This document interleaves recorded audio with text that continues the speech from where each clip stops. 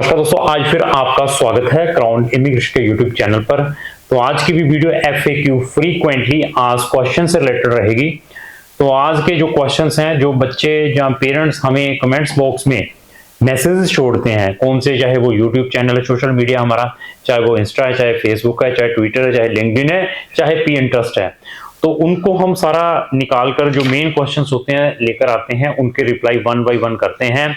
Even आपका भी अगर कोई भी क्वेश्चन है रिलेटेड टू अब्रॉड स्टडी या किसी अनदर टेक्निकल चीज से, तो आप उसका अपना क्वेश्चन हमें कमेंट्स बॉक्स में छोड़ सकते हैं। तो जो रिप्लाई है उनकी मैं वन बाय वन आपको दूंगा। तो इवन हमारे डेडिकेटेड 2 व्हाट्सएप भी है, वहां पर भी आप अपना क्वेश्चन छोड़ सकते हैं। इवन क्राउन इमिग्रेशन के पास अप्रॉक्स 100 कंट्रीज का नॉलेज है, और इवन हमारे पास हर एक कंट्री से रिलेटेड प्लेलिस्टें बनी हुई हैं। हर प्लेलिस्ट में आपको 20, 25, 50, 100, 200 वीडियोस मिलेंगी। किसी भी स्पेसिफिक कंट्री में जाना है तो आप उस स्पेसिफिक कंट्री से रिलेटेड हमारी वीडियोस उन प्लेलिस्टों में जाकर देख सकते हैं, और फ्री में आप वॉच कर सकते हैं और फ्री में नॉलेज ले सकते हैं उस कंट्री की। तो आज का जो क्वेश्चन है वन बाय वन हम डिस्कस करते हैं। सबसे पहला क्वेश्चन है 12th 2007 में पास आउट हूं, फिनलैंड हो सकता है। तो सबसे पहले ये है कि आपने अपनी जो 12th 2007 में पास आउट की है, चाहे आपने 2004 में पास आउट की है, हमें सबसे पहले उसके परसेंटेज चाहिए और साथ में स्ट्रीम चाहिए, कौन सी स्ट्रीम में आपने +2 की है, मींस आपने आर्ट्स बता दिया, उसके अंदर सब्जेक्ट्स क्या हैं। उसके बाद मैं आपको बता पाऊंगा कि आपका फिनलैंड में हो सकता है या नहीं हो सकता। अगला क्वेश्चन है can be reapply in Romania after refusal from Romania.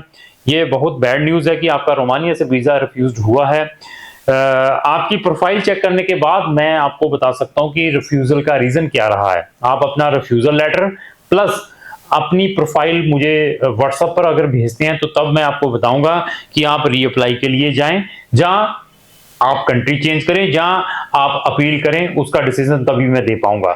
Next question है 2011 में +2 की हुई है, 57% है, can we apply in Germany. आपकी प्रोफाइल मतलब जर्मनी के लिए बिल्कुल भी आपकी एलिजिबिलिटी नहीं है। इवन आप किसी भी अच्छी कंट्री का वीजा नहीं ले पाएंगे जितना आपका गैप है। लेकिन एक कंट्री है जो ऐसी प्रोफाइल को वीजा दे सकती है, दैट इज फिनलैंड। बट +2 कौन सी स्ट्रीम में की है, दैट इज वेरी इंपॉर्टेंट, और आपके पास IELTS PT होना चाहिए, तब हम आपका फिनलैंड में करवा सकते हैं। PT are acceptable in Germany, बहुत ही इंटरेस्टिंग क्वेश्चन पूछा है। वहां की जितनी भी पब्लिक यूनिवर्सिटीज हैं 90% IELTS को एक्सेप्ट करती हैं। PT भी चल सकता है, लेकिन सबसे पहले आपकी प्रोफाइल क्या है, मुझे प्रोफाइल बताएं, आपके परसेंटेज, कौन सा बोर्ड है, तो thereafter I will tell कि आपको इस PT के साथ अप्लाई कर सकते हैं या नहीं कर सकते हैं। प्राइवेट में PT एक्सेप्टेबल है, लेकिन प्राइवेट यूनिवर्सिटीज को अवॉइड करें जर्मनी में। Sir I have 76% marks in FSC with 4-year gap, how much chances to get admission in Finland for bachelor। तो FSC जो है ये पाकिस्तान में चलती है, आई थिंक पाकिस्तानी स्टूडेंट ने हमें ये लिखा है।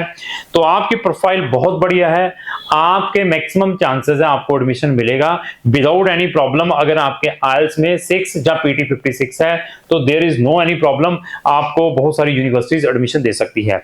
Joint entrance exam compulsory for Jan intake for bachelor admission. Joint entrance जो एग्जाम है दैट इज नॉट मैंडेटरी।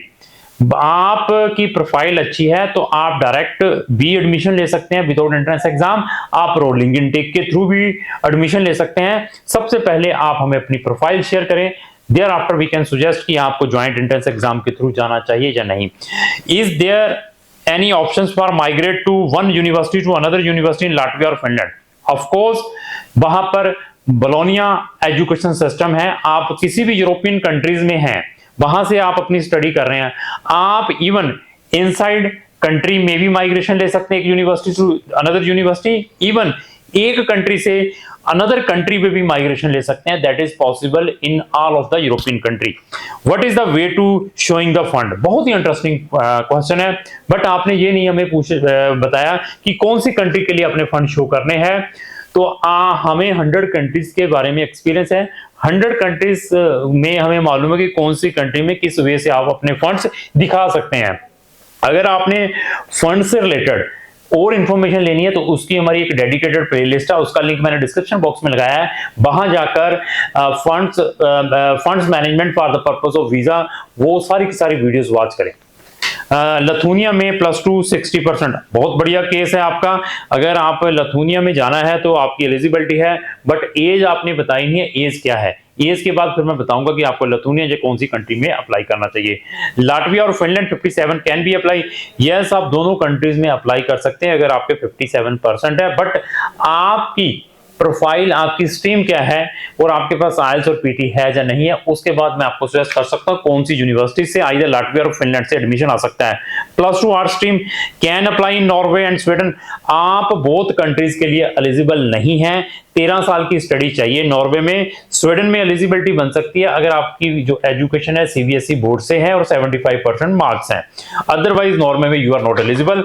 आज के यही क्वेश्चन थे। अगर आपका भी कोई क्वेश्चन है हमें किसी भी सोशल मीडिया पर आप ड्रॉप कर सकते हैं, उसकी रिप्लाई हम नेक्स्ट वीडियो में भी करेंगे। तो लास्ट में मेरी यही क्वेश्चन है कि अगर आपका कोई भी फ्रेंड किसी भी कंट्री में पढ़ने के लिए जाना चाहता तो उसको भी ये FAQ जरूर शेयर करें। अगर आपको जो मेरी वीडियो चलेगी इसको लाइक एंड शेयर करना ना भूलें। Thank you.